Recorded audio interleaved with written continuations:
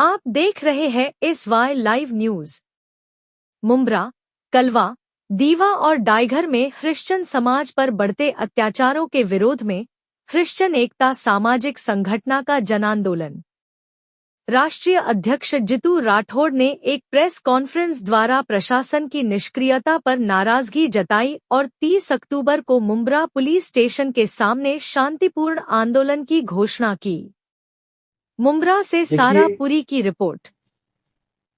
पिछले कुछ महीनों से मुंब्रा, कलवा, दीवा, डाइगर इस विभाग के अंदर रहने वाले क्रिश्चियन समाज के ऊपर कहीं ना कहीं अत्याचार बढ़ा है, जिसके विषय में पिछले कई महीनों से यहाँ के जो वरिष्ठ लोग हैं, स्थानिक लोग हैं, वो समय समय पर संबंधित पुलिस स्टेशन को अवगत कराते रहे हैं, लेकिन उन पर कार्रवाई ना होने की वजह से पिछली 17 तारीख को दीवा के अंदर संतोष अलाट बोलकर एक व्यक्ति है जो ईसाइयत को फॉलो करते हैं।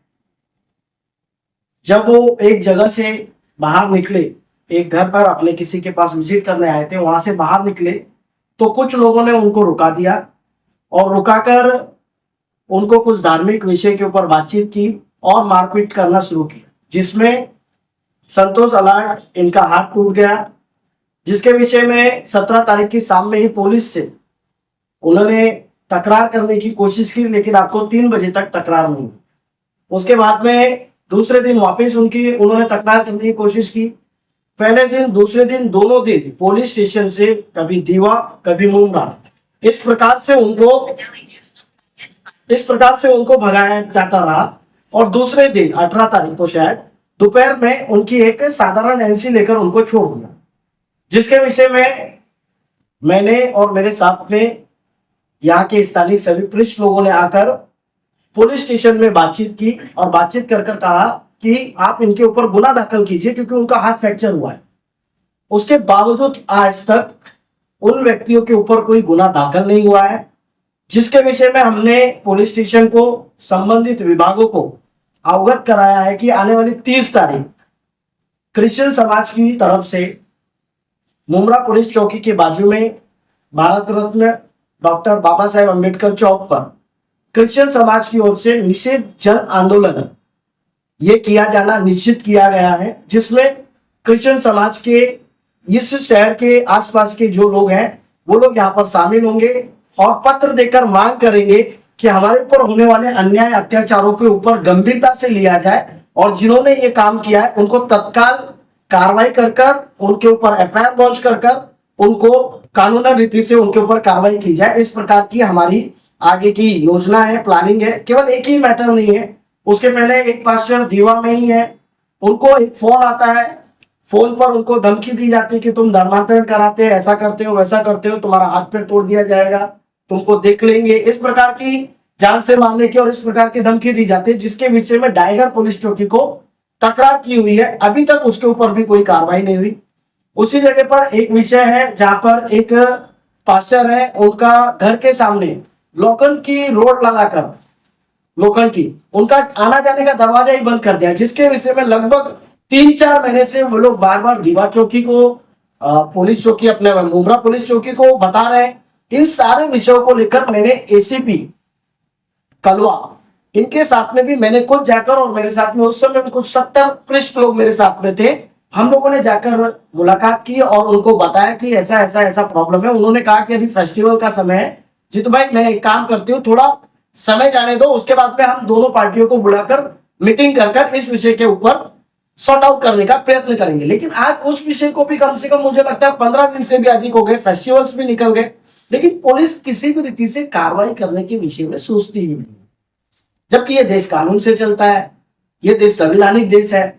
हमारा मुंब्रा, कलवा, दीवा, थाने और ये जिला, ये संविधान को सर आंखों पर रखने वाला है। डॉक्टर बाबा साहेब अम्बेडकर ने जो हमको संवैधानिक हक दिए हैं, अगर वो कोई हमसे छीनने की कोशिश करता है, हमारी बनी बैठी हुई है कि कहीं ना कहीं हमारे साथ में सौतेला व्यवहार किया जाए। इस विषय को लेकर हमारी आवाज को हम प्रशासन तक, शासन तक, पुलिस तक पहुंचाने के लिए 30 तारीख को आंदोलन करने का हमारा एक निर्णय हुआ है। दीवा में जो मारपीट की घटना हुई, जैसे आपने बताया कि हाथ जो उनका फ्रैक्चर हुआ है, तो कल भी कुछ बजरंग दल के साथ में लोग आए थे मुमरा पुलिस स्टेशन में, लेटर वगैरह भी दी। उसमें जो एक विशाल मधुकर महात्रे हैं जो हैंडीकेप भी हैं, उनका कहना है कि जब वो क्रिश्चियन समाज के अलॉट उनसे मिले तो उन्होंने कहा कि जो है उनको बहकाने की कोशिश की और भागने के दौरान उनके हाथ में जो फ्रैक्चर हुआ है, भागने के दौरान गिर गए वो। देखिए, अभी आपने कोई संगठन संस्था का नाम लिया, आप सब भी जानते हैं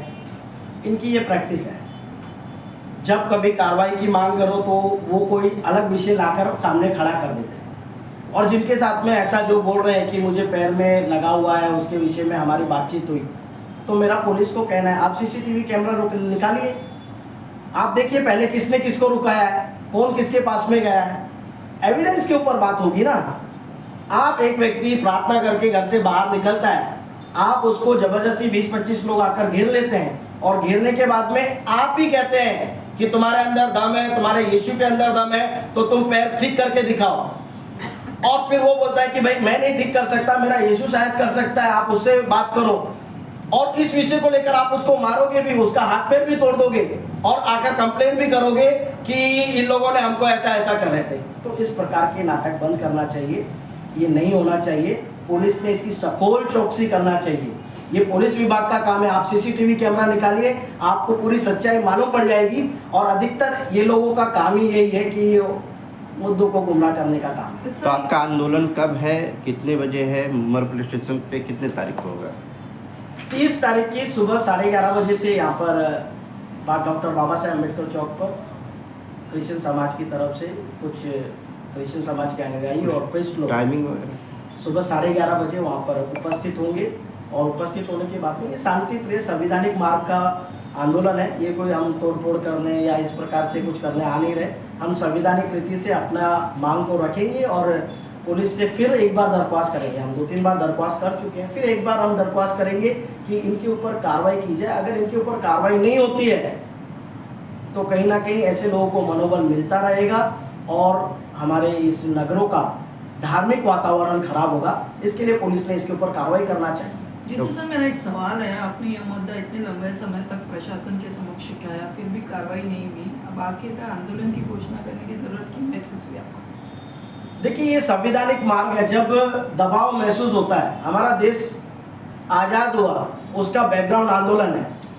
अगर हम आंदोलन भी नहीं कर पाएंगे या हमारी आवाज बुलंदी नहीं कर पाएंगे तो ऐसा तो हमारा जीना ही मुश्किल हो जाएगा, हमको घर से बाहर निकलना ही मुश्किल हो जाएगा। ये एक मार्ग है, संवैधानिक मार्ग है, उस मार्ग पर चलने की प्रयत्न कर रहे हैं। शायद इससे कुछ फायदा हो हमारे समाज को, और संविधान अगर इस देश में, इस राज्य में है तो जरूर मुझे ऐसा लगता है कि पुलिस इनके ऊपर कार्रवाई करे।